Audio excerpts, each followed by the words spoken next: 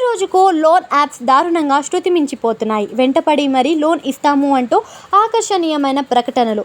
అవి చూసి టెంప్ట్ అయ్యి మిడిల్ క్లాస్ లోన్ తీసుకోవడం, ఆ తరువాత అసలు మించి డబుల్ వడ్డీలు కట్టలేక విధి లేని పరిస్థితిలో ఆత్మహత్యలకు పాల్పడడం, లోన్ యాప్స్ వేధింపులు తరచుగా వార్తల్లో కనిపించే దృశ్యాలు. అందుకే ఇటువంటి వాటిని నియంత్రించాలనే లక్ష్యంతో ఏపీ ప్రభుత్వం కీలక నిర్ణయాలు తీసుకునే దిశగా అడుగులు వేస్తుంది.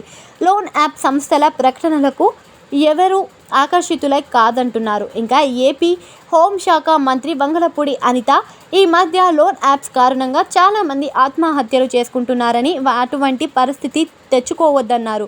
ఇంకా మంత్రి వంగలపూడి అనిత శనివారం విజయవాడలో హోంమంత్రి వాకథాన్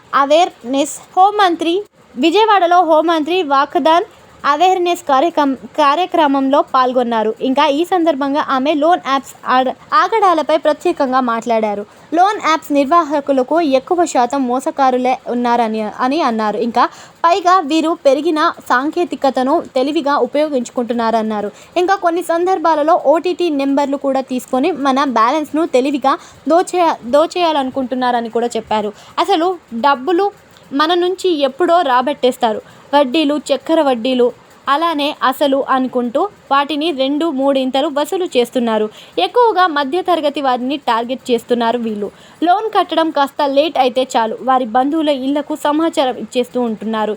దీనితో అవమానం తట్టుకోలేక కొన్ని సందర్భాలలో ఆత్మహత్యలకు కూడా సైతం పాల్పడుతున్నారు. అందుకే ఇకపై ఇలాంటి లోన్ యాప్స్లపై ప్రత్యేక దృష్టి పెట్టమని ఏపీ హోం మంత్రి వంగలపూడి అనిత తెలిపారు.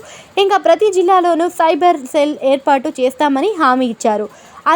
అనుమానిత లోన్ యాప్స్లపై సైబర్ సెల్కు కంప్లైంట్ ఇవ్వవచ్చు అని, దానిపై దర్యాప్తు చేస్తామని హామీ ఇచ్చారు అనిత.